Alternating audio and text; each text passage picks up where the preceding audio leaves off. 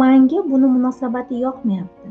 Menga buni toni yoqmayapti. Nega menga bunaqa tonda gapirishyapti degan his-tuyg'uda qolib ketmang. Siz eshitgisi kelgan tonda javob bering. Ya'ni har doim o'zingizdan so'rang, men hozir shu gapni qanaqa eshitgim kelyapti va eshitgisi kelgan ohangda o'sha insonga gapiring.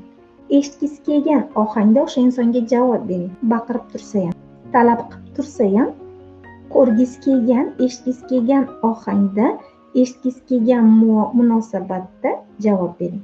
Siz bilan gaplashayotgan inson aslida kim bilan gaplashayotgan bo'ladi? O'zi bilan.